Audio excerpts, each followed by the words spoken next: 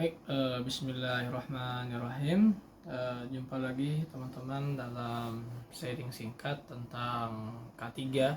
Kali ini kita akan membahas tentang K3 di laboratorium berkenaan dengan penggunaan instrumen X-ray Bapak dan Ibu ya. Jadi seperti kita ketahui, laboratorium saat ini sudah dominan menggunakan pengujian menggunakan instrumentasi. Salah satunya adalah X-ray, di mana dalam proses dan prinsip pengujiannya adalah ketika digunakan sinar X pada instrumen kita yang terjadi radiasi elektromagnetik, kemudian dia akan berinteraksi dengan elektron sehingga kulit terluar dari elektron tersebut bisa berpindah. Nah, adanya perpindahan kulit elektron menghasilkan energi yang nanti dapat ditangkap oleh detektor. Kalau kita lihat teman-teman bahwa X-ray ini dibuat dengan beberapa komponen yang terdapat di dalamnya sehingga mampu menghasilkan data pengujian. Di antaranya adalah terdapat X-ray tube sebagai sumber energinya, yang kalau kita tahu X-ray ini rentang panjang gelombangnya ya 10 pangkat minus 9 sampai 10 pangkat minus 12 ya. Kemudian terdapat detektor, kemudian terdapat pula amplifier. Nah, perbedaan dari komponen-komponen inilah yang nanti bisa ya berdampak juga terhadap kesehatan kita di laboratorium. Dan tentu masing-masing brand memiliki kelebihan kelebihan tersendiri.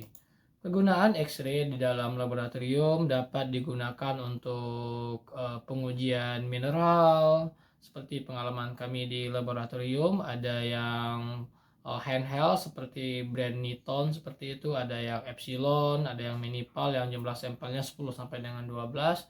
Ada pula dengan brand-brand lain yang sampai dalam satu batch pengujian itu bisa menganalisa 80, 100 bahkan 150-an sampel. Nah, karena penggunaannya mudah, simple, kemudian dan dikatakan termasuk yang aman karena tidak banyak bahan kimia yang digunakan, dia banyak digunakan untuk pengujian atau untuk riset ya, untuk sedimentasi, untuk metamorphic petrologi, kemudian survei soil untuk eksplorasi di mining, kemudian pengukuran grade ore di tambang juga, untuk produksi semen di industri keramik dan gelas, untuk keperluan metalurgi, untuk studi lingkungan ya, termasuk juga sudah mulai dikembangkan oleh banyak ahli ya untuk di industri petroleum. Kemudian untuk melihat homogenitas dari suatu material dan lain sebagainya. Nah, karena banyaknya fungsi dari X-ray tersebut, tentu tidak terlepas dari risiko yang bisa juga muncul terhadap para pekerja. Karena X-ray bisa mengeksposur si pekerja, si analis, si kemis itu ke dalam tubuhnya, karena dia sebagai gelombang, sebagai radiasi Bapak dan Ibu ya.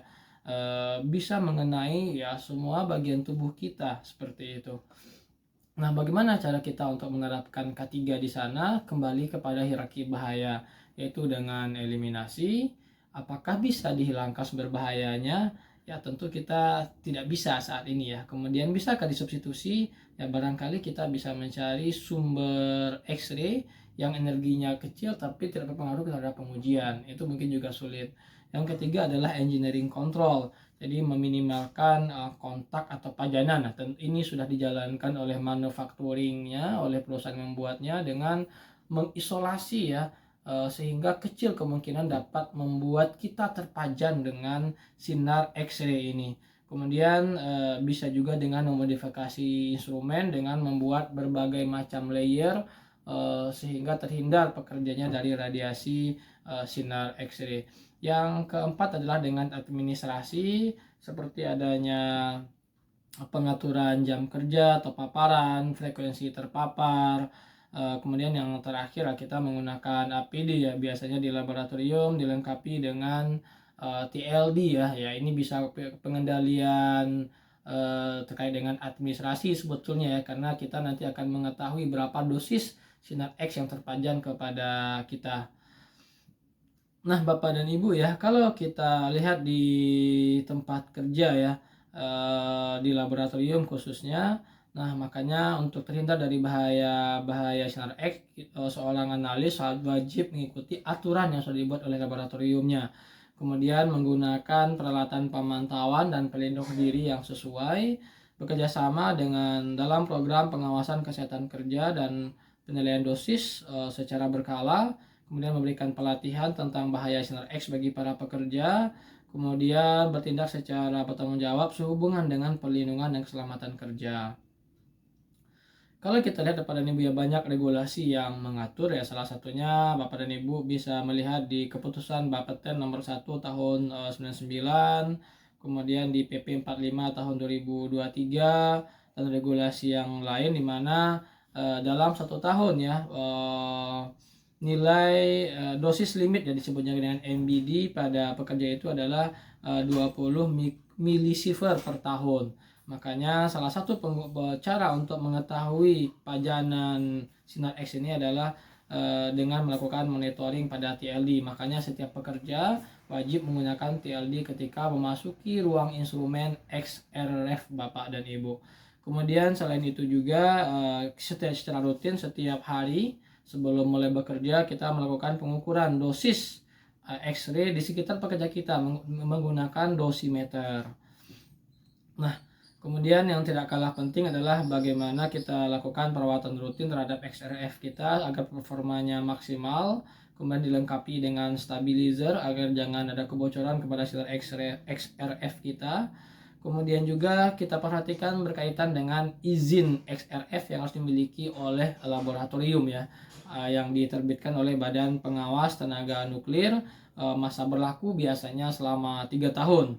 Tentu kalau ya, untuk mendapatkan izin ini, maka setiap laboratorium wajib memiliki yang namanya petugas pengawas radiasi yang diklatnya dilaksanakan juga oleh Badan Pengawas Tenaga Nuklir.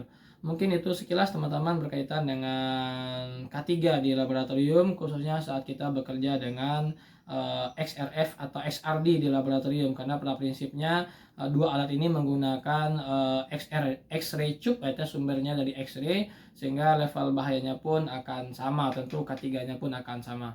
Demikian yang dapat kami sampaikan, semoga bermanfaat. Selamat pagi, assalamualaikum warahmatullahi wabarakatuh.